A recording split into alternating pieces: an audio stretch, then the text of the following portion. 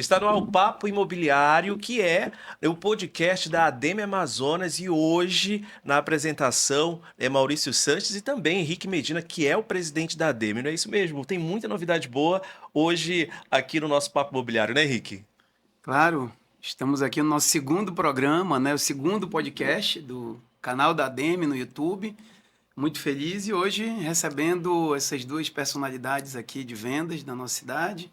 O Rodrigo, da Mani Imóveis, ao qual tenho assim, muita honra de estar recebendo aqui conosco. E o nosso querido Rafael Colares, qual também tem uma pessoa que eu tenho muito carinho e uma honra também receber você, tá? Muito obrigado. Obrigado pelo convite. E esses convidados não estão aqui à toa, né? Porque eles são especialistas no tema de hoje do nosso podcast, que é falando sobre o mercado imobiliário de médio e alto padrão. E aí a gente já coloca uma provocação aqui, tendo em vista que Manaus ele está numa crescente imobiliário, né? A gente, segundo as pesquisas da ADEME, a gente já consegue vislumbrar, né, o potencial do mercado imobiliário aqui, inclusive no médio e alto padrão. E aí eu gostaria de saber de vocês, né, dessa primeira provocação, né, vocês conseguem de fato sentir essa mudança, esse crescimento do mercado aqui? Como é que vocês estão observando isso na atualidade? Legal. Primeiro, obrigado mais uma vez, né? Rafa, que eu também gosto muito, meu amigo, e Henrique nem se fala, e Maurício também, de muito tempo. Pessoal, assim, o mercado de Manaus, eu sou um entusiasta do mercado por natureza. A gente sabe, muito bem sabe que o econômico ele representa um grande número de resultado prático para o mercado imobiliário. Mas o alto padrão, ele vem crescendo. A gente teve um espaço de tempo aí onde nós não tínhamos lançamentos, nós passamos a ter novos lançamentos, então uma coisa que a gente brinca lá na empresa, por exemplo, a Mene, ela é especializada nesse mercado. Só que o nosso mercado é o secundário, é a revenda. Justamente porque o lançamento, nós ficamos órfãos durante muitos anos de lançamento imobiliário no alto padrão. Nós tivemos aí recente nossos amigos da Ingego que lançaram o Salvador 550, foi um sucesso. Nós temos outras perspectivas de lançamento ainda para esse ano, para esse mercado. Então, respondendo a pergunta se eu enxergo, não só enxergo, como tô junto com eles ajudando de alguma forma a construir isso, porque eu acredito que tem espaço para muita coisa na cidade. Eu vou na mesma linha que o Rodrigo. Obrigado, Rodrigo, também. Maurício, Medina, obrigado pelo convite. Eu concordo com o que o Rodrigo falou e acrescento também, trazendo um pouco aí para o médio padrão. Hoje a gente vem aí de uma crescente significativa, eu entendo que ano após ano, né? E recentemente, acho que uma semana, mais ou menos, a gente teve a ratificação também do novo segmento dentro do o que era o Minha Casa Minha Vida lá atrás, e aquela ideia de que Minha Casa Minha Vida é baixa renda, é para a população carente. Hoje nós temos aí, né, entrando no médio alto, imóveis né, até 500 mil e faixa de renda até 12. Então já não tem mais o Minha Casa Minha Vida como se via antigamente. Minha Casa Minha Vida é para quem quer comprar imóvel. É para quem quer comprar, exatamente. O primeiro imóvel, e o governo ele tem entendido isso e trabalhado muito forte nessa questão. Então eu percebo isso na lida com os nossos corretores diariamente. Quando a gente fala Minha Casa Minha Vida e é um cliente às vezes já de um segmento mais alto, a gente pensa, não, pera, mas é só para quem, ou é para doação, é para quem tem a renda muito baixa. 12 mil não é uma renda baixa. Sim, Então a gente tem um valor de financiamento considerável. Então esse é o primeiro ponto que eu trago como positivo aí para o nosso cenário atual. Legal. Rafael, você falou aí do faixa 4 do Minha Casa Minha Vida, né? Então são imóveis de até 500 mil reais para rendas familiares de até 12 mil reais. Você entende, né, no mercado de Manaus, de que forma de que as nossas vendas poderão ser impulsionadas a partir desse novo programa, né? Ao qual as promessas são que a partir de agora, do mês de maio, a coisa deve começar a acontecer de fato. Medina, pergunta excelente. Eu vou te trazer um dado aqui da minha operação e isso a gente, né, olhando aí para macro, que é onde você está mais à frente, a gente consegue entender esse número bem real. A gente tem em prática, tá? Imóveis, por exemplo, onde financiamento antes do faixa 4, a gente só conseguiu liberação até 380 mil. Hoje, com faixa 4, a gente consegue levar esse cliente até 402. mil, ou seja, 22 mil a mais dentro do financiamento. Então, se a gente pega esse valor, né, e multiplica aí pela quantidade de análises ou recentes aprovações que a gente teve, aquele cliente às vezes deixou de entrar por uma pequena parcela ali, um pequeno valor, hoje a gente consegue trazer ele de novo para a realidade e consegue ter abraçar esse produto. Então, a gente fez, né, em números aí, desde quando a gente teve a notícia, a gente começou a revisitar toda a base, né, e reativar os clientes ali que por um momento não conseguiram naquele momento, e a gente conseguiu salvar aí quase que 50% do que havia sido negado, esse cliente não compraria naquele cenário antigo. E hoje, no cenário atual, a gente já conseguiu converter, graças a Deus. Muito então, bom, olhando parabéns. isso para o macro, acredito que é um número muito significativo. Eu acho que foi uma grande sacada do governo federal, o faixa 4, porque ele não tem as mesmas taxas, né, os mesmos valores, taxas de juros do Minha Casa Minha Vida, faixa 1, 2 e 3, mas ele dá uma condição diferenciada abaixo da taxa de juros cobrada pelo SBPE, Perfeito. que recusa a poupança. Então, eles fizeram um mix ali muito legal e a informação que nós temos é que vai ter aí uma quantidade de recursos da ordem de 42 bilhões de reais para o faixa 4 no ano de 2025. Isso é uma notícia, excelente. muito boa. Excelente. A gente está falando aqui de médio e alto padrão, mas quem está nos assistindo agora, né, pelo nosso canal no YouTube, pode estar se perguntando, né, o que define médio e alto padrão? É só para a gente ser bastante didático para quem está nos assistindo, né, que às vezes não entende, ou então está caminhando, iniciando uma caminhada no mercado, pensando em comprar. Opa, é médio ou alto padrão? Qual é a diferenciação? É só preço? Né? O que vai diferenciar esse médio, esse alto padrão? Acho Né? que eu poderia fazer a explicação com base nos dados da pesquisa. Da ADM. E aí fica algo mais Perfeito, didático. E com ótimo. base nisso, acho que a gente dá um parecer nosso, que eu acho que fica mais didático. Então vou complementar isso, vou iniciar a sua resposta, mas depois a gente leva aqui para o Rodrigo e para o Rafael. Mas dentro da nossa pesquisa da ADM, empreendimentos econômicos vão até 350 mil reais, né? E para faixa de renda de até 8 mil reais, faixa de renda familiar. E agora, com faixa 4, esse produto vai até a 500 mil reais e renda familiar de até 12 mil reais. Então, a partir de 500 mil reais, você já entra em produtos que nós chamamos de standard. Esse produto vai até 700 mil reais. E aí, se eu não me engano, produtos de alto padrão, na nossa pesquisa, importante frisar isso, né? Uma referência, não é um padrão.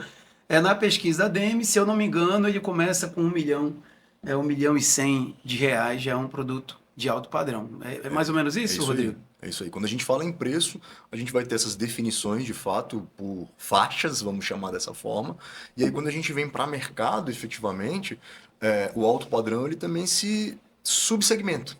Né? Então a gente está falando do alto padrão propriamente dito, que a gente pode entrar na questão do preço, mas a gente pode entrar, por exemplo, num alto padrão que tenha de repente uma assinatura, a gente pode entrar num alto padrão que vai ter um tipo de acabamento, um serviço diferente. Eu tenho um querido amigo que atua no segmento de alto luxo no Rio Grande do Sul, que ele fala que luxo, alto padrão é acabamento e luxo tem a ver, é a combinação de acabamento e serviço.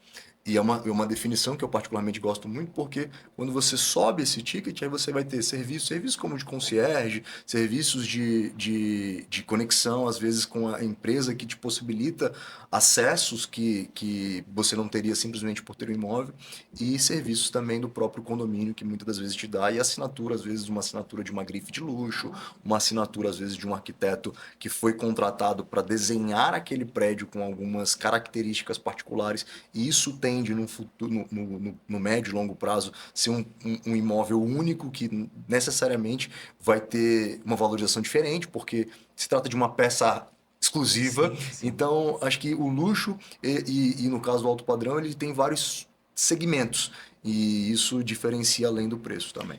Essa questão da assinatura, ela é muito legal, eu acho até que vale a pena a gente falar um pouco sobre isso, porque eu tenho, assim,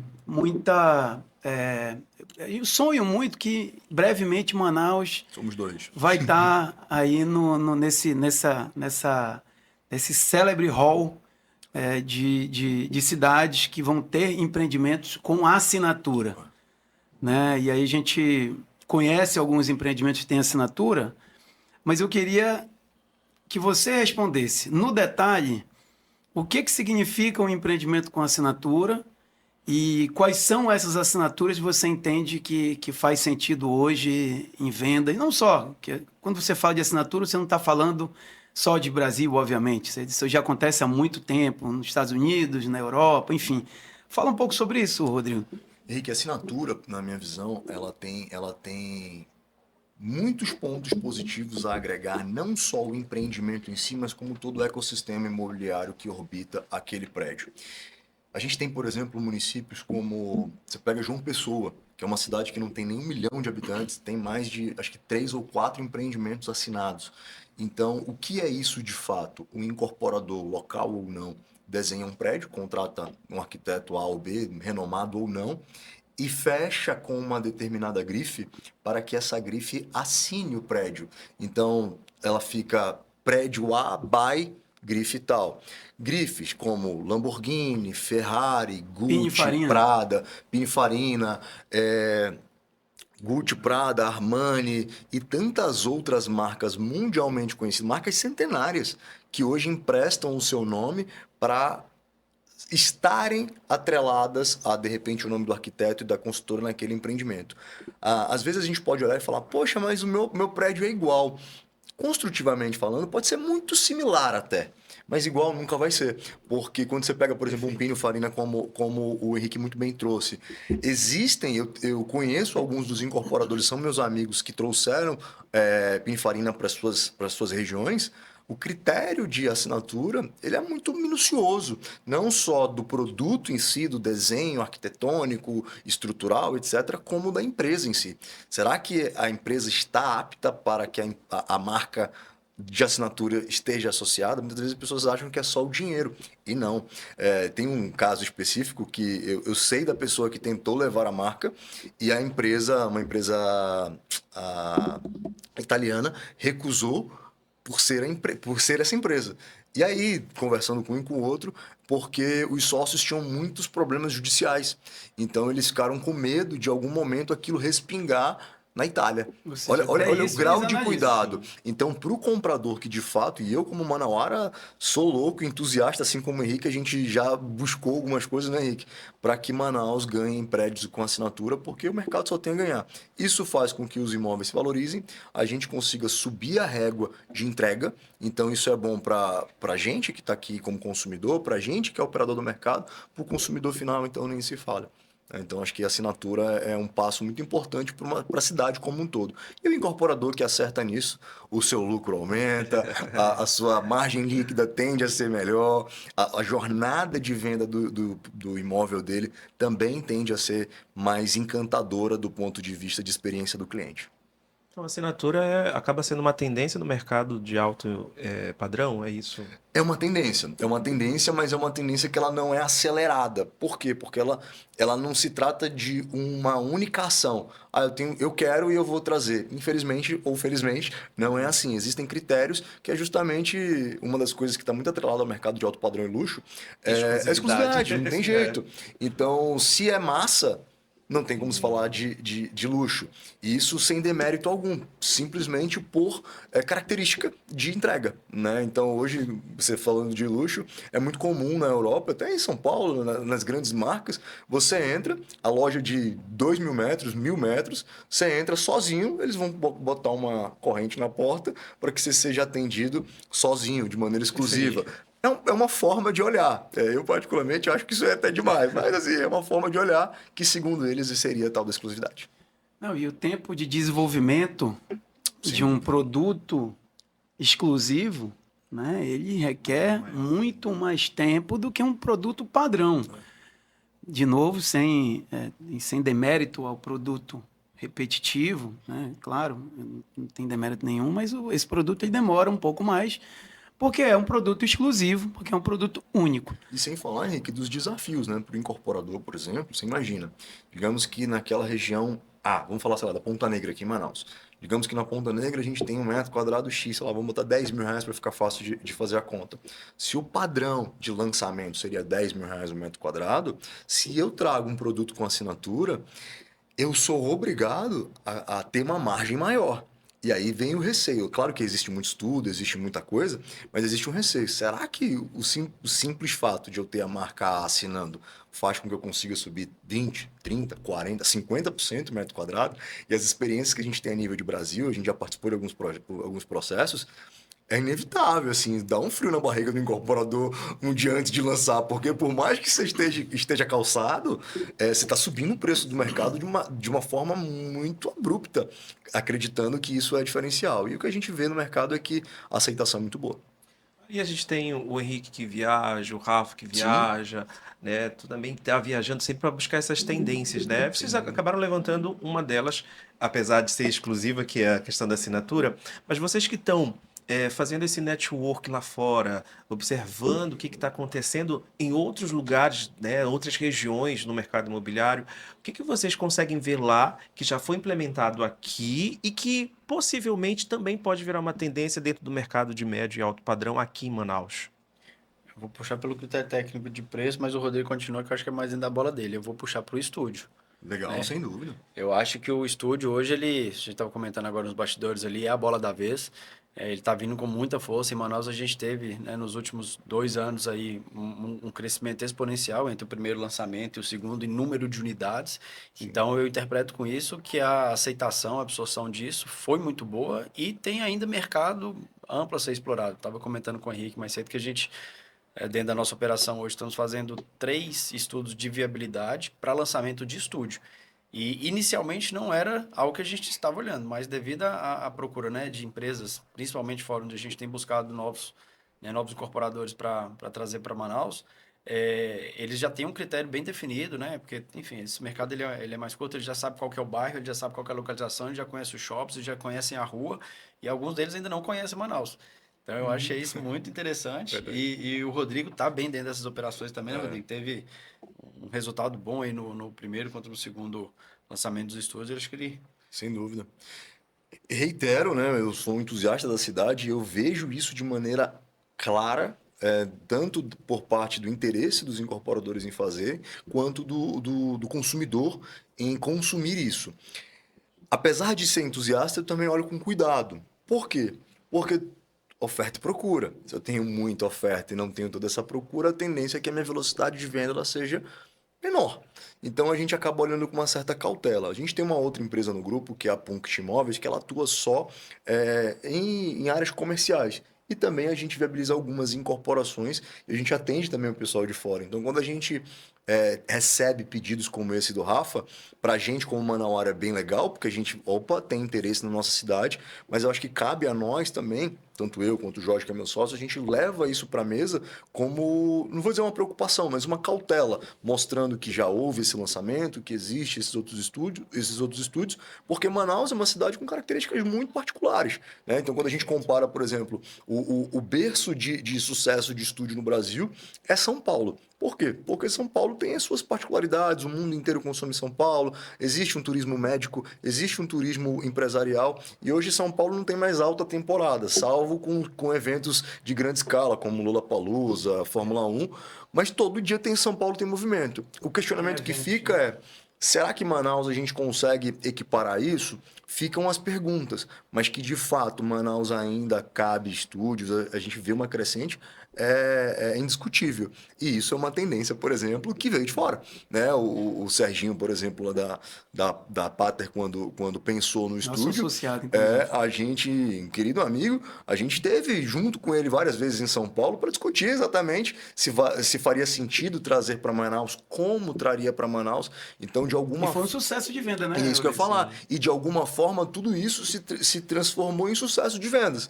E digo até mais, até a forma de venda, né? Que naquele primeiro momento não contava com financiamento bancário, o que quebra um paradigma de lançamento. Né? Porque o comum na cidade de Manaus, e o Rafa me corrija se eu estiver errado, é que você ou usa o crédito associativo, que você compra ali e já assina com o banco em seguida, ou você vai pagar para a construtora depois para você ter o teu financiamento.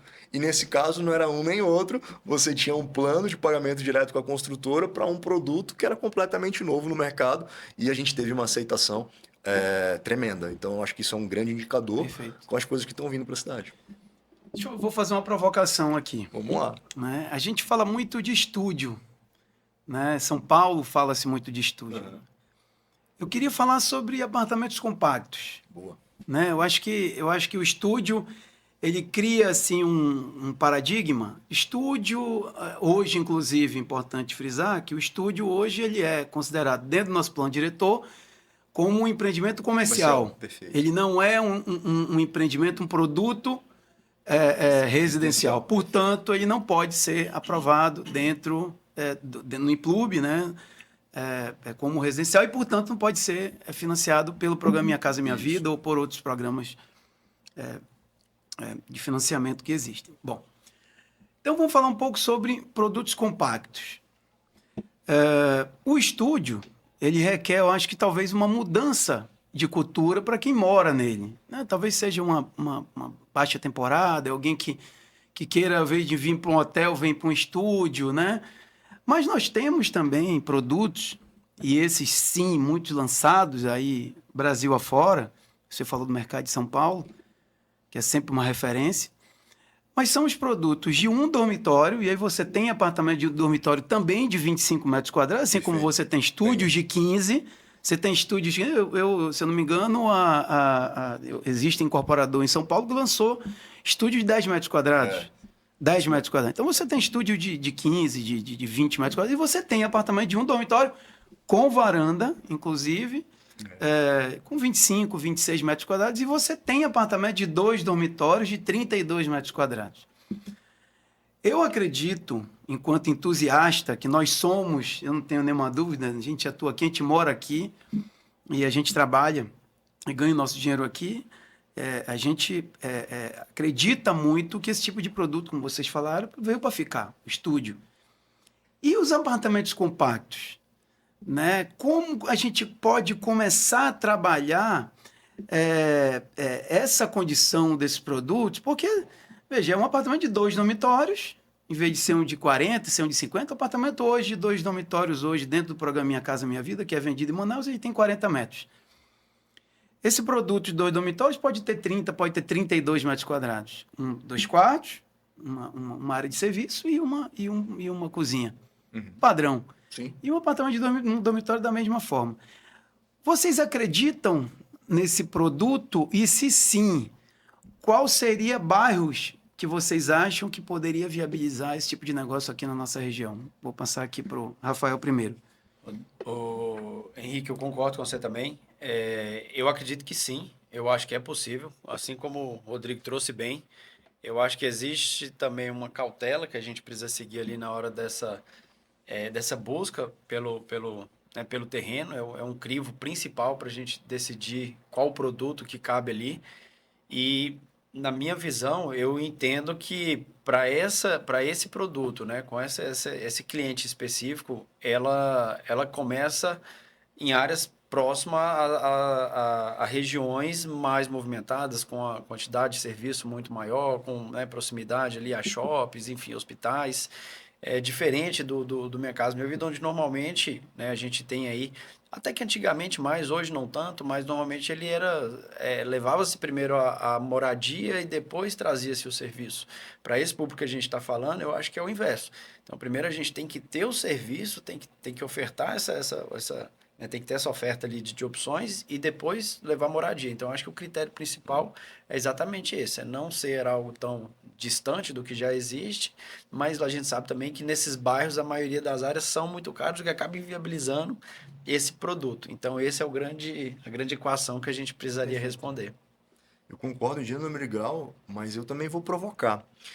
Porque a partir do momento que a gente começa a entender que aquela região está desenvolvida, como você falou, de serviço, e a gente pode citar, de repente, Viralpes, Madrianópolis, Morada do Sol, e a gente bem sabe que são regiões onde nós temos imóveis, apartamentos, enfim, muito maiores. Nós estamos falando de imóveis acima de 100 metros quadrados.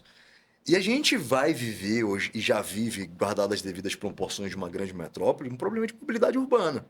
E aí não se trata de governo A ou B, se trata de um crescimento populacional que acontece como qualquer grande metrópole. E quando a gente traz de novo a experiência de São Paulo, a gente olha Por que os estúdios deram tão certo em São Paulo? Porque eles foram colocados, e a gente teve lá a Vitacom como precursora disso, foram colocados em áreas onde você tinha um metro quadrado muito alto, você tinha empreendimentos tradicionais grandes, só que a pessoa trabalhava lá também. E aí ela tinha que ficar 2 horas se deslocando para ir, para voltar para o trabalho. E o sonho dela era o quê? Poxa, morar próximo do trabalho. Mas era muito caro. Continua sendo caro, entre aspas, proporcionalmente falando, você falar em 40 mil reais, 50 mil reais um metro quadrado, ou até 20, 25, O preço do metro que pra gente aqui é bem ficou louco, igual, né? mas o apartamento diminuiu. Mas o apartamento diminuiu. Então, quando o Henrique fala, será que isso é possível?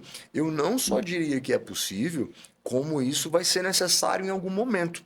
Por quê? Porque a gente vai precisar de uma mobilidade, a gente vai querer qualidade de vida, e aí a gente não vai conseguir muitas das vezes pagar por isso. E não porque é extremamente caro, naturalmente é o preço daquele produto, às vezes com assinatura ou não, de luxo ou não, mas só que cada pessoa está no seu momento de vida. Então, quando você pega, por exemplo, existe um dado nacional, não sei se ainda é válido, mas que o brasileiro normal, ele muda de imóvel a cada 10 anos. Ou seja, partindo do princípio que a idade média do brasileiro é ali de 60 e pouco, 70 anos, então, se ele admitindo que ele começou a comprar imóvel com 20, a gente está falando de pelo menos 4 ou 5 mudanças de imóveis. E se ele começou no Minha Casa Minha Vida com todos esses auxílios que nós temos, a sua penúltima ou última aquisição seria num valor maior. E talvez não seria no apartamento maior, mas sim no bairro que ele queria morar. Então, te afirmando, Henrique, eu acredito muito, eu acho que é uma provocativa que cabe a todos nós, entusiastas, trazer várias visões para que isso seja implementado de uma forma ao consumidor final se beneficiar. Nós temos esse ano, a discussão da revisão do plano diretor. É um trabalho que a DEME vem procurando estudar e vem se envolvendo justamente para que a gente possa começar a viabilizar negócios como esse. Então, ao ponto que vocês falaram de mobilidade, vocês falaram de shopping, né? Vocês falaram de que esse tipo de produto precisa estar mais perto aqui dos grandes centros, né? Então, você reduz um pouco o tamanho do apartamento, mas você tem que dar mobilidade para esse morador. Então, você precisa de revisões dentro do plano para que isso possa acontecer. Eu acredito, também concordo com vocês, acredito muito e acredito que isso vai acontecer em breve. Eu acho que nós temos um problema de mobilidade muito grande na nossa cidade. Eu costumo dizer que é muito difícil você se locomover na nossa cidade, sobretudo para quem trabalha na Zona Leste, no Distrito Industrial. Então, nós temos pouquíssimas ofertas de produtos na Zona Leste de Manaus, no distrito. Né? Primeiro, por conta da topografia. Segundo, por conta do uso daquela região, que ela é toda de uso industrial. Portanto, você não pode colocar imóvel residencial ali.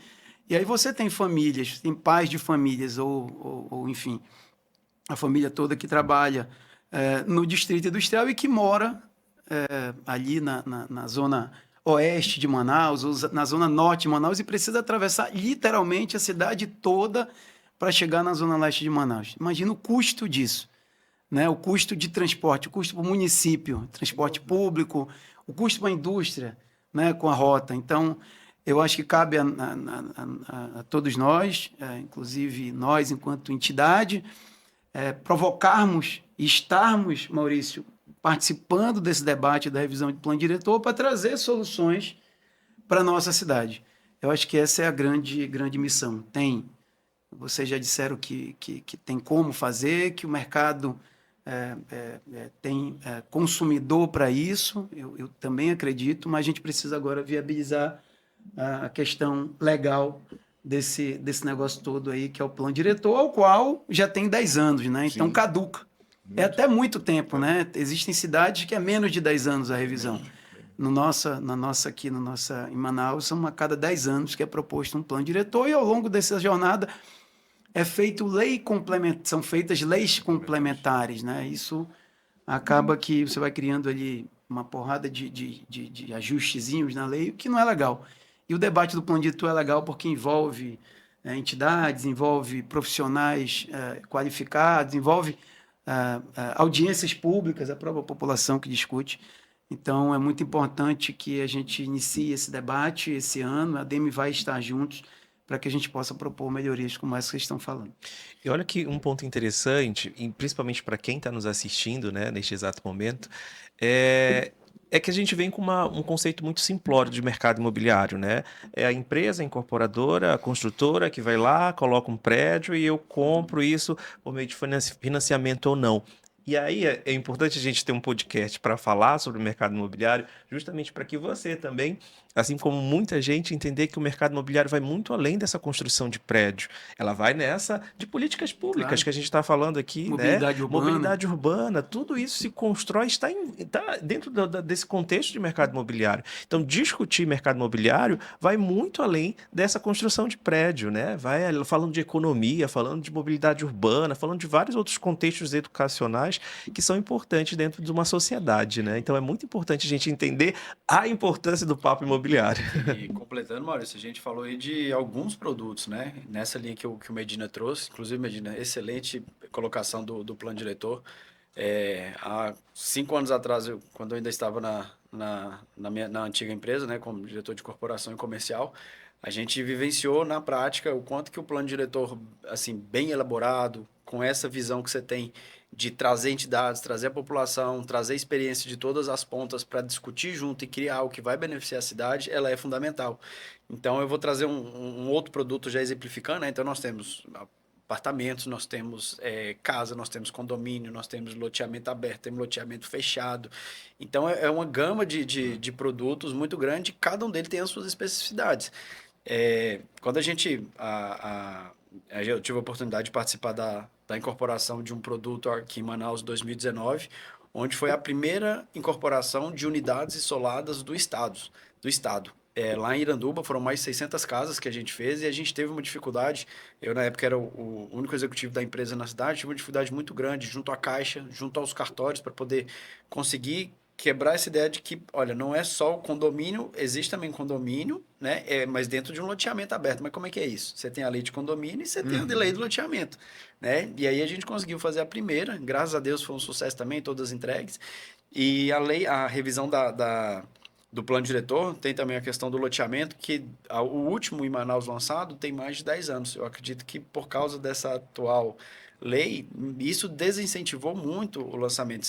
Tanto é realidade que hoje, quando fala assim, loteamento aberto, todo mundo olha para onde? Iranduba. Porque o plano diretor segue uma outra vertente diferente do que é de Manaus. E agora, com essa revisão, acredito que a gente vai conseguir equiparar e trazer agora aqui para dentro de Manaus também, que é uma outra oportunidade, né? Um outro público, e também explorar esse mercado de forma consistente, como tem acontecido lá.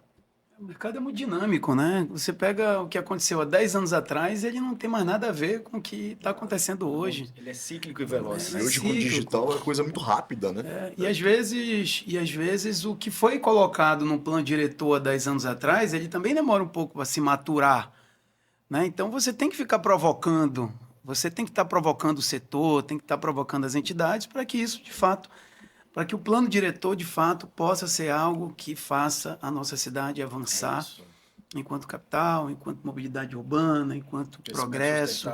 Exatamente. Nós temos a dificuldade já da questão geográfica, que é um limitador em alguns pontos, porque é o GPP. Então, isso aí feito a 4 mãos, reforço de novo. Imagina, excelente, parabéns. Como eu estava falando da importância, né, do mercado para quem nos assiste aí. Toda grande metrópole um dia foi, abre aspas, só um pedaço de terra, né? Então, assim, tudo que a audiência ou qualquer um de nós pensar isso aqui, um dia foi só um pedaço de terra. Então, o mercado imobiliário é o que proporcionou a isso aqui um dia existir, ao vizinho existir, ao prédio da frente existir. Então, quando a gente olha, a gente tem um mega bairro com uma valorização crescente, com mobilidade, com estrutura, e aí a gente entra na importância de estar revisando sempre o plano diretor para que esse mercado imobiliário ele cresça de uma forma sustentável, gerando negócio para quem está entrando, para quem já é do mercado e para quem tem a sua casinha ali, que também, obviamente, quer ter a sua valorização. Eu vou fazer uma outra pergunta aqui para eles, Maurício. Nossa audiência, graças a Deus, está sendo muito, muito boa, né? A gente está tendo, assim, é uma gratíssima surpresa para a quantidade de visualizações que nós estamos tendo. Isso só mostra o quanto o assunto mercado imobiliário é um assunto que as pessoas gostam, né? Todo mundo quer comprar um imóvel, todo mundo quer comprar o primeiro imóvel, depois você compra o primeiro, você quer comprar o segundo, você quer investir num pedacinho de terra, você quer investir num lote, você quer investir, né? Então isso é muito legal. Mas falando um pouco agora sobre captação, sobre vendas, eu queria falar um pouco sobre vendas, porque vocês atuam em vertentes um pouco diferentes, né? Então, o Rodrigo atua no alto padrão, o Rafa no padrão mais médio. Então, são formas diferentes de buscar esse cliente. Eu queria que vocês falassem um pouco sobre isso. Como é feita a estratégia de cada uma das imobiliárias para que vocês consigam ter a excepcional performance que vocês têm todos os meses? Vou te dar o privilégio. Eu tô quentinho aqui, que esse final de semana a gente teve um feirão, meu amigo. Desse jeito aí no digital, foi maravilhoso. Que legal. E seguir nessa linha. Bom, Henrique, eu acho que o digital, como o Rafa muito bem disse, ele é um canal de aquisição, e é um canal de aquisição de novos clientes, de novos negócios que está muito em voga, né? Isso é indiscutível, a sua efetividade, é indiscutível a latência dele nesse momento por conta de estar muito popular. E nós utilizamos, sim, dele de uma forma muito objetiva e direta. Nós hoje temos o time que cuida disso internamente, a gente não terceiriza, a Mene completa 11 anos esse ano, então a gente já errou um bocado, acertou outro bocado, então assim, hoje o nosso time é interno para que a gente consiga não só implementar mais rápido, mas corrigir, tá? Então, hoje a gente tem tanto a estratégia de brand da empresa, de posicionamento de marca, etc. Eu acredito muito, falando em venda em si, a sua vitrine, ela determina boa parte das pessoas que vão entrar na sua loja. Isso serve para o varejo, isso serve para o mercado imobiliário. Então, se eu tenho na minha vitrine, por exemplo, um Fusca e um Gol, é muito pouco provável que um cliente de uma Ferrari entre na minha loja. Por quê? Porque a minha vitrine está expondo aquilo lá. No mercado imobiliário não é diferente. E aí entra a minha visão um pouco empresarial de quão necessário é a gente segmentar, né? Segmentar as empresas, segmentar as especialidades dos corretores. Tanto é que no grupo hoje nós temos mais de uma empresa exatamente por essa mesma estratégia. Como eu falei para vocês, a gente tem a Mene, tem a Ponte, tem a outra empresa educacional, porque a ideia é exatamente segmentar. Então, no caso do digital, a gente tem a parte interna muito bem consolidada. Lógico que sempre buscando acertar. Nós temos também a filosofia de que cada pessoa é uma marca. Então, desde a gente, o corretor, a gente entende que ele ou ela, eles vão ser propagadores de uma ideia, as suas ideias pessoais, as suas vontades, os seus desejos, lógico que alinhado com a comunicação da empresa. Mas esse profissional, ele comunica de uma forma ou de outra. Então, o nosso papel como empresa é estimular essa comunicação. Porque quanto mais forte são as pessoas, eu entendo que mais forte é a empresa. E algumas vezes a gente é até criticado por isso. Pô, mas se o cara sair, beleza, o mercado ganha, porque ele vai montar a empresa dele. E isso, quem me conhece de perto sabe que zero estresse em relação a isso. Pelo contrário, eu até ajudo se precisar. Porque no final das contas, todo mundo ganha. Porque se você tem, por exemplo, 10 empresas sólidas, o mercado ele consegue acelerar tudo isso que a gente está conversando aqui agora. E se regulariza todo mundo trabalhando Muito, cara. Eu me lembro quando a gente, em 2015, talvez, colocou a assinatura digital. Na época a gente tinha administradora de imóvel também bem grande. E eu achei que aquilo era a revolução, porque muito exposto ao mercado do Sul e Sudeste. Aí o nosso mercado muito tradicional, a gente chegava para os clientes, eu gastei mais tempo provando para o cliente que a gente não estava enrolando ele, do que realmente com a efetividade da tranquilidade, perdão, que a assinatura digital trazia. Então, assim, essas nuances, quanto mais gente estiver discutindo isso e sendo propagador disso, todo mundo ganha. Então, a gente acredita muito que as empresas fortes são feitas de pessoas com marcas fortes. E essas marcas, elas estão ali, independentemente de você querer ou não. Cada um de nós aqui, a gente comunica algo, a gente expressa algo, e isso dentro da empresa, alinhado com uma comunicação, no digital ou no off, ela tende a ter um bom resultado. Tem que ser todos pontos importantes. Rapaz, a gente se encontra pouco, mas eu vou te falar, parece que a gente já tá vivendo todo dia. Que bom. Dentro do que ele falou aí pro nosso segmento aqui, mais né, médio e econômico, é nessa linha também. Muito importante isso que você falou no começo de implementar e corrigir. Isso é de uma importância muito grande, porque o digital, ele é muito rápido, ele é muito dinâmico. Então, eu vou citar exemplos que a gente está acostumado a lidar com tráfego, aí com o tráfego diariamente. Então, a gente solta uma campanha, a gente gravou um criativo, algo que a gente acha assim, cara, fiz certo, vai bombar, tá num hype, ele flopa. E, de repente, a gente faz um negócio bobo, simples, um negocinho pequeno e estoura. E quando a gente erra, a gente tem que ser rápido para voltar a corrigir para conseguir aquele, né, o objetivo daquele, enfim, daquele criativo ali comunicar. Pessoas comunicam com pessoas, dentro do que você trouxe. Então, quem está à frente, quem está no combate, eu falo isso diariamente lá dentro da empresa. O público que identifica com o Maurício, às vezes não identifica comigo, não vai identificar com Medina, às vezes não identifica com o Rodrigo. E vice-versa, e está tudo bem.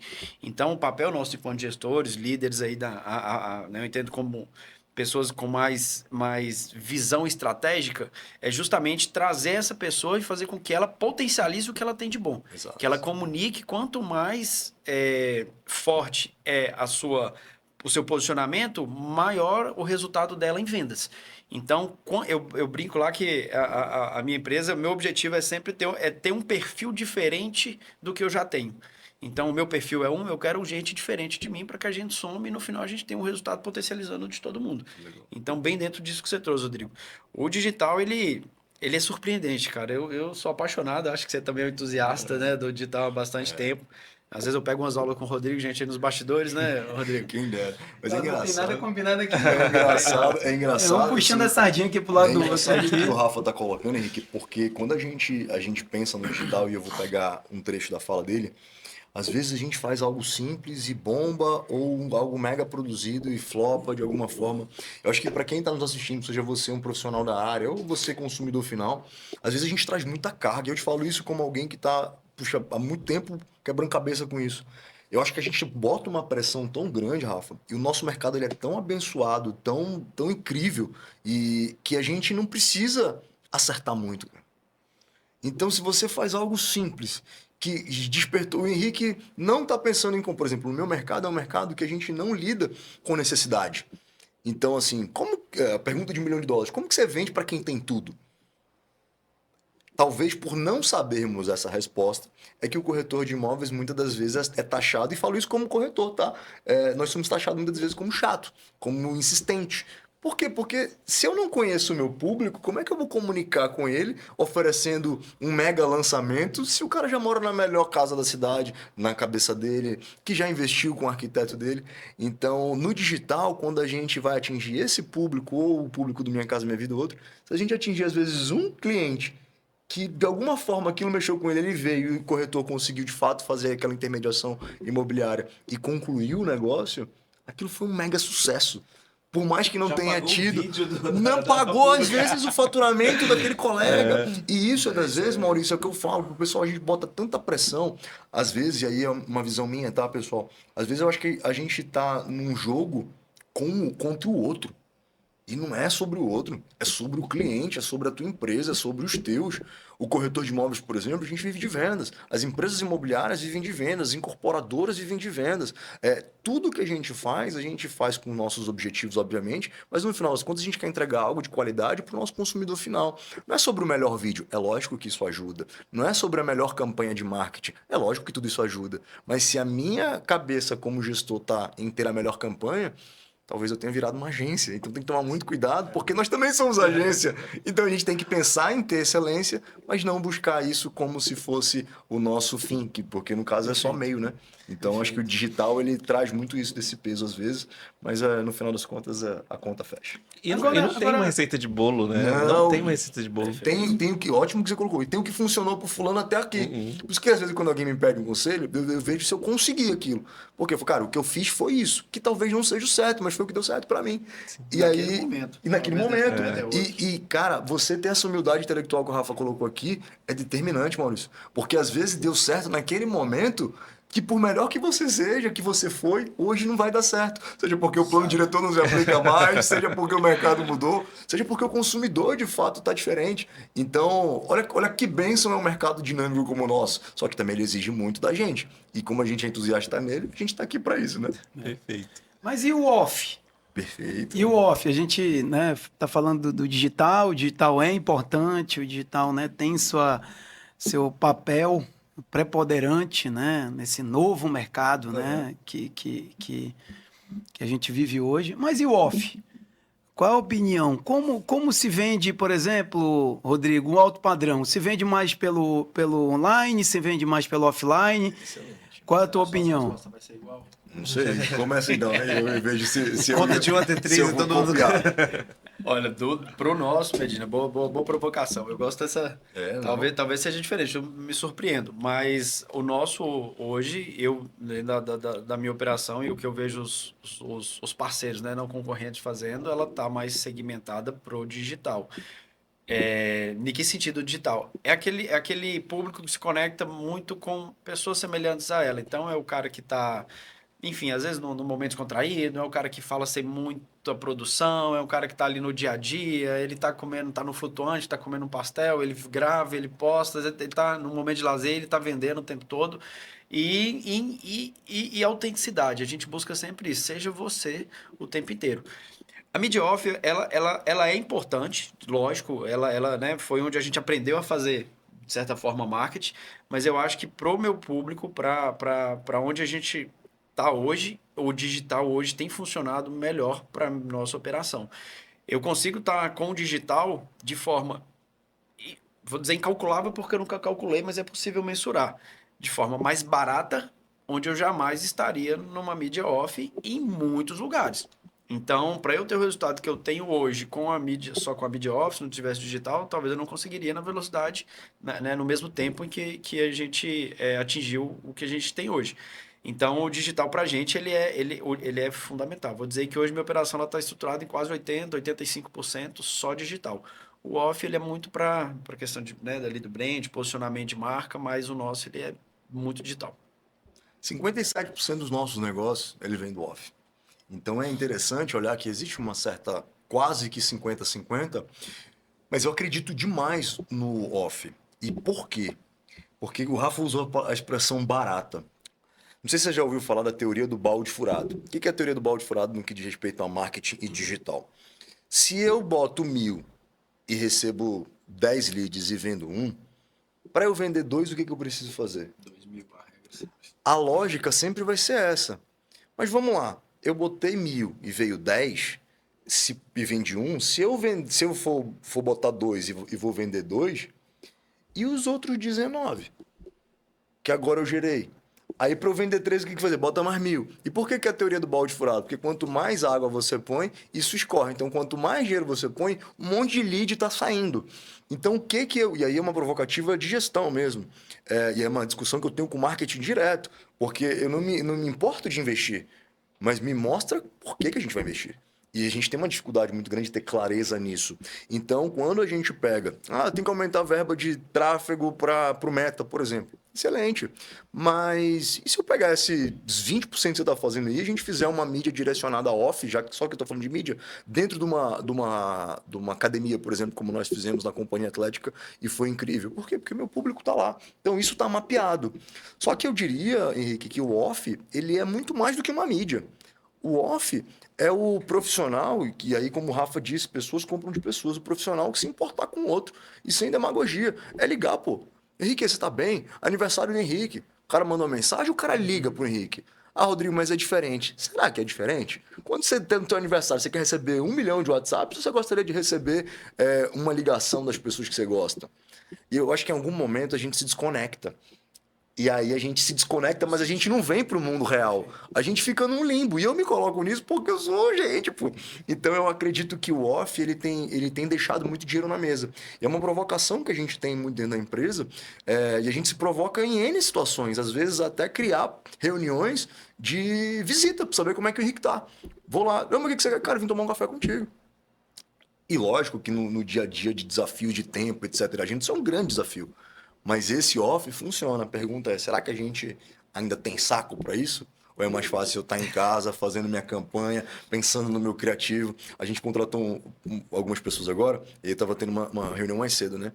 E aí uma determinada pessoa falou, pô, Rodrigo, eu queria entender um pouco mais sobre tráfego pago, então será que tem alguém para me ajudar? Eu falei, cara, não só tem alguém, como tem curso. Se quiser, a gente tem até um curso à disposição para você. Mas deixa eu entender um pouco mais do teu momento, para ver se é isso. Porque às vezes você vê lá, a gente tem uma metodologia da pessoa mapear o relacionamento dela. E o corretor, quando ele começa, ele acha que ele vai mapear para oferecer imóvel. Cara, você vai mapear o teu relacionamento para você ter clareza. Quantas pessoas você cumprimenta na academia que você não sabe nem o nome? Você acha realmente que essa pessoa vai comprar de você? Talvez só se tiver um produto mais barato, mas a gente não tem produto mais barato. Então, assim, a gente começa a entrar em alguns paradigmas onde o off, Henrique, respondendo a tua pergunta de maneira objetiva, ele não só funciona, como ele ainda vai funcionar e ele tem muito ainda para acrescentar, porque a concorrência vai diminuir cada vez mais no off. E eu acredito demais nisso. Eu acredito demais. Eu liguei pro Rafa um dia desses para tirar uma dúvida de alguma coisa. Ficamos no telefone, acho que 45 minutos, falando de mercado, falando de vida. Eu falei, cara, precisamos fazer mais tempo, mais vezes isso. E fazia, sei lá, anos que a gente não se falava. Então é sobre isso, cara. Eu acredito Não, muito. eu tô aí. E não é o off tradicional só, né? Eu acho que não é você colocar sem tirar o mérito do dó, Não. sem tirar o mérito do Basdó, sem tirar o mérito da panfletagem. Não, claro que não. Mas eu acho que essa aí é sobre sentar com a agência, discutir a melhor forma para tentar tirar o melhor E tu de me uma fez ação lembrar, diferente. Me fez lembrar uma coisa. Tem um grande amigo nosso, acho que você conhece também, o Breno, fala o seguinte. Cara, o teu cliente hoje, ele vai entrar por todos os canais. E você não consegue mensurar qual foi o canal que fez ele chegar até você. Então, qual é a recomendação do marketing tradicional hoje? Você precisa estar em todos os canais, só que você não consegue calcular que aquele cliente viu um outdoor, te ligou e comprou algo de você. Mas ele viu o outdoor, deixa eu pesquisar no Instagram, entrou lá, eu vi o Henrique. O Henrique tem uma associação, o que é isso? Pô, o cara é presidente. Isso vai gerando uma credibilidade que o Henrique nem teve a oportunidade de falar com esse cliente. Então, a provocativa que eu deixo no off e no on é que a gente se comunique, como o Rafa muito bem disse, com outra pessoa e use os canais, às vezes, para reforçar a sua mensagem, seja ela qual for, seja o seu nicho de atuação, seja o produto que você vende, seja as ideias que você tem, afinal de contas, como o Rafa disse, algumas pessoas vão se identificar com elas e outras pessoas não, e tá tudo bem. Perfeito. Eu tenho uma pergunta, Maurício. Vamos lá. Tá muito bom, o papo tá muito bom, né? É claro que nós temos tempo, mas eu vou, Com certeza, vamos lá. me cutucar aqui, eu vou tocando, tá? Vamos lá. Mas assim, Rodrigo, você tem um braço da Mene em São Paulo. Isso. Né? E eu acho que é sempre importante a gente falar sobre esse benchmark, né? Sem dúvida, a gente aprende O muito. mercado, ele começa em São Paulo, isso é óbvio, de São Paulo ele reverbera aí para não só Brasil, mas até América Latina toda. Sem dúvida. Né? Mas eu queria falar um pouco do perfil do cliente, né? Você atua muito em São Paulo e, claro, atua muito em Manaus. Falar um pouco do perfil do cliente, até para que a gente falou de imóveis econômicos, eu quero até parar de falar um pouco sobre estúdio, falar sobre imóvel compacto, que aí vem 1 e 2 dormitórios menores, imóvel compacto. Eu queria que você falasse um pouco sobre esse perfil, essa comparação de produto, trazendo em Manaus. Tu acha que a gente consegue replicar o que tem lá? A gente falou de compacto ainda há pouco, apartamento de 32 metros, de apartamento de 2 quartos, 32, apartamento de 1 quarto, 25, talvez estúdio, aí sim, de 19, 18. Você acha que isso é uma tendência também para a gente, fazendo essa analogia com São Paulo? Sem dúvida. Eu acredito que é uma tendência, mas eu repito que a cautela precisa estar presente em qualquer discussão sobre isso. Por quê? Porque às vezes a gente tende a olhar só o lado positivo, né? Então, assim, São Paulo é um mundo, é um novo país. Então, quando você vê, como você falou, o perfil do consumidor, São Paulo vende para o mundo todo, né? Da mesma forma que outras metrópoles, quando você pega Nova York, por exemplo, também vende para o mundo todo. Mas não, será que vende para o mundo todo? Eu confesso que a gente vai fazer 20 anos de mercado imobiliário e sempre me falaram sobre a Amazônia sendo vendida para o europeu, para o norte-americano. Nós temos uma operação nos Estados Unidos já há quase 10 anos e essa operação, nunca ouvi essa história de lá para cá. Então, assim, por que eu trago isso? Porque, lógico, que o mundo real, às vezes, ele é um pouco diferente. E quem assiste a gente também sabe disso. Mas trazer isso para a mesa, Henrique, hoje de manhã, inclusive, a gente estava reunido com o Humberto, que é o nosso sócio lá de São Paulo, e a gente discutia exatamente esse tema de uma determinada, não vou falar por uma questão estratégica deles, né? Eles não nos permitiram, mas a gente tinha tido uma reunião com eles perguntando sobre a tendência do 1/4 para Eles incorporador. eles incorporador para o Manauara. Por que para o Manauara? Óbvio que era uma pesquisa de mercado, mas porque a gente tem os nossos eventos aqui. A gente tem o São Paulo Week, que já está se tornando aí calendário aqui. Inclusive você que está assistindo a gente, em junho a gente tem São Paulo Week, onde a gente traz os incorporadores para cá para poder trazer oportunidades. Em relação ao que eles nos colocaram foi, será que o consumidor manauara toparia 1/4? Falei, toparia.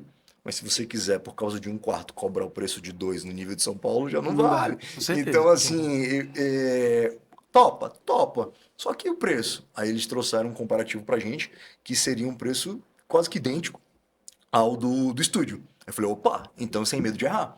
Porque aí o Manauara fica com algo mais próximo do que ele está acostumado. Estúdio é algo novo pra gente, aqui em Manaus. Mas o apartamento pequeno com 1, 2 quartos, na cabeça do Manauara, que é o compacto, que eu gosto muito do termo, é algo comum. Então aquilo que é comum eu aceito melhor. Aquilo que eu não conheço, isso é neurológico. Eu pego, opa, é comportamental. Eu falo, não quero.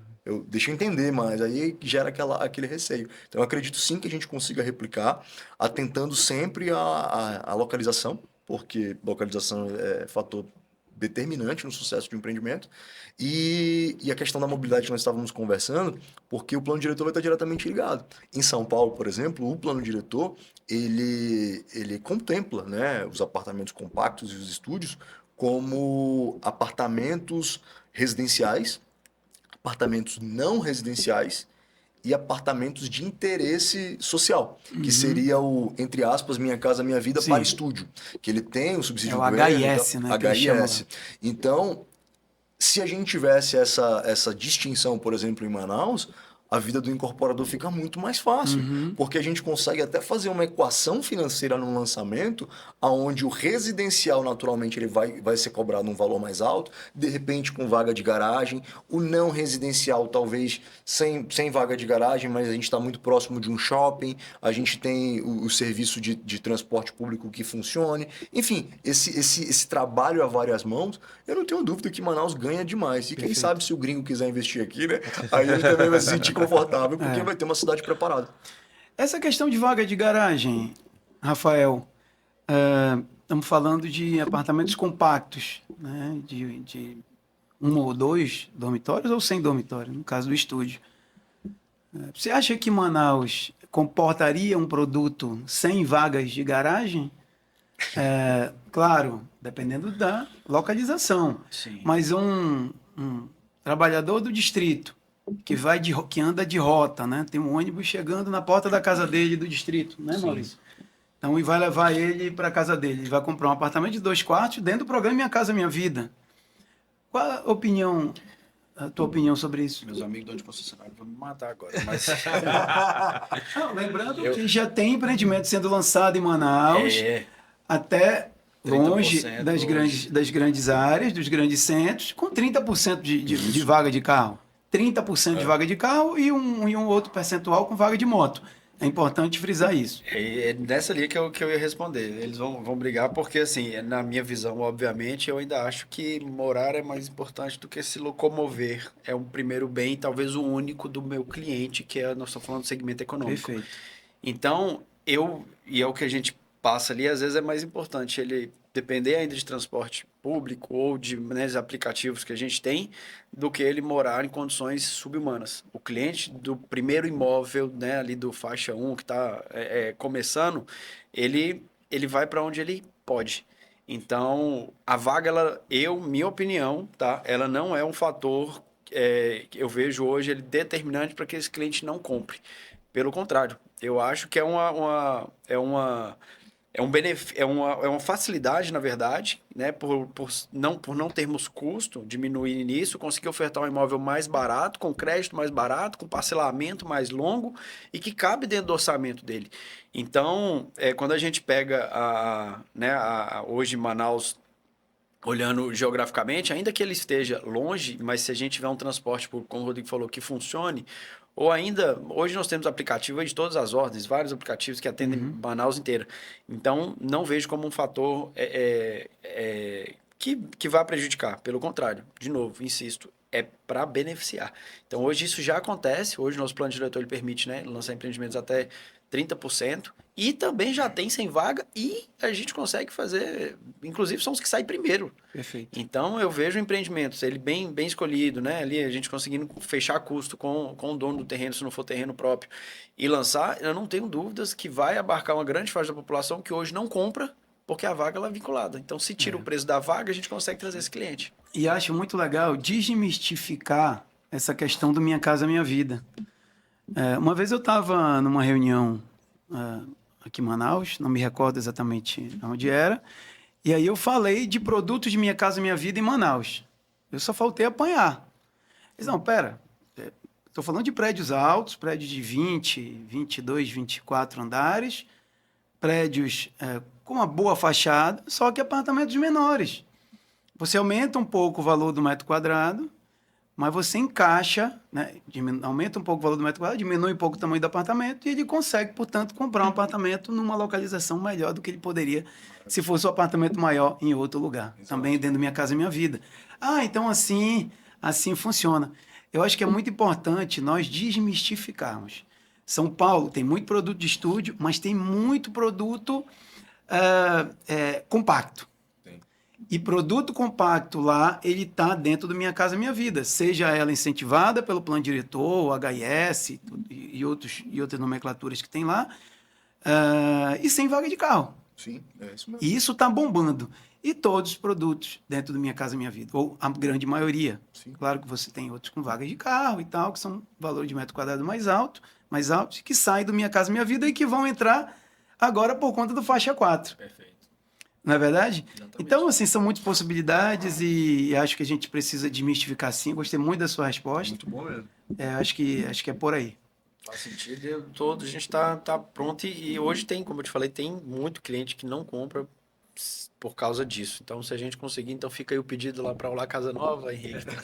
Solta esse produto pra gente. E o próprio investidor, desculpa até complementar aqui, eu acho que o investidor que a gente não enxerga para esse tipo de produto, ele está adquirindo. Você pega, por exemplo, empreendimentos ali que circundam o Marina Rio Belo, aqueles condomínios de casa na Avenida do Turismo, quando se lançavam prédios próximos com valores menores, a especulação era, pô, isso vai atrapalhar, isso vai prejudicar. E quando eu fui olhar os espelhos de venda, boa parte dos compradores eram os moradores dos condomínios. Algo que, se me perguntasse, eu falei, não acredito. Então é fantástico a gente estar aberto a quebrar a cara também, a estar errado, porque a gente começa, opa, então quer dizer que esse povo próximo também pode ser investidor. Agora você imagina, lá pega e lança um empreendimento desse numa localização incrível do lado entre aspas, assim, na região onde você mora, por exemplo. Você de repente não gostaria de ter lá pagando parcelado, facilitado? E com todos, talvez sim. Então esse investidor acaba sendo mais um público que ele também não vai querer vaga. 1 ou 10, né, Rodrigo? Um ou 10. Quando o papo é bom, né, meninos? A gente nem perde a hora aí da conversa. E a gente queria aproveitar para agradecer. A gente chega ao fim, né, do Papo Imobiliário, com a participação de vocês, do Rodrigo, do Rafael, né, compartilhando conhecimento, experiência mesmo de vida, né, dentro desse mercado de médio e alto padrão. Então, eu acho que foi super válido o bate-papo, né, Henrique? Eu acho que quem está nos assistindo aprendeu um pouquinho mais, inclusive dentro de um contexto que talvez, né, esteja aí no planejamento de quem está nos assistindo, para entender, né, como é que funciona esse mercado de médio e alto padrão. Quer se despedir, então? Eu quero agradecer, né? Agradecer Maurício, Henrique, agradecer a você que nos acompanhou até agora e dizer que a gente está sempre à disposição. É fantástico falar de mercado imobiliário, de alguma forma trazer um pouco da nossa visão, aprender com a visão de vocês, porque eu acho que o mercado ele se constrói a várias mãos e pessoas que estão disponíveis a isso agregam muito no mercado. E eu tenho certeza que tem tantas boas pessoas que ainda vão passar por aqui, porque tem muita gente bacana para falar sobre mercado imobiliário. O formato novo do programa ficou excelente, viu, Maurício? Ficou mesmo, parabéns. Bem dinâmico e o papo foi super agradável. Obrigado também pelo convite. Prazer te encontrar de novo, Rodrigo, Medina, Maurício, à disposição. Sempre que nos convidarem, eu da próxima vou trazer um pão de queijo e um café. A gente aí, né? Com um bom mineiro, né? Mas, pessoal, eu queria agradecer vocês. O papo foi muito legal. Tá? É muito bom conversar com quem entende, né? Com quem tem a experiência que vocês têm. Então, é muito gratificante para a gente ouvir E é muito gratificante poder mostrar para o nosso mercado, mostrar para Manaus, e, claro, para o Brasil todo, né? Temos seguidores do Brasil todo, Sim. né? Então, isso é muito Quando a gente tá na bacana. internet, né? A gente tem ali uma É possibilidade imensa de... Exato. E, assim, eu acho que uma coisa que fica, e eu queria reforçar, é essa brincadeira sadia, assim, entre vocês dois. Poxa, liguei para ele, passei 40 minutos. Eu queria dizer que o nosso mercado é um pouco disso, sabe, Rodrigo e Rafael? Eu tenho muito orgulho, assim, de ver hoje a relação que nós temos hoje, que todo empresário tem com o outro empresário aqui em Manaus. A concorrência, ela fica ali no terreno. Depois que o terreno foi comprado, acabou. A gente não tem dificuldade de socializar as condições de venda, não tem problema de socializar quanto vendeu, não tem problema de debater uma questão importante. Então, assim, eu tenho muito orgulho de ter hoje, de ver o mercado da forma madura que ela se encontra. Eu acho que o mercado, eu costumo dizer muito isso, o mercado imobiliário do Amazonas é um mercado extremamente resiliente, extremamente maduro, e essa relação de vocês e a relação que nós temos, de uma forma geral, com todo o mercado, ela mostra um pouco disso.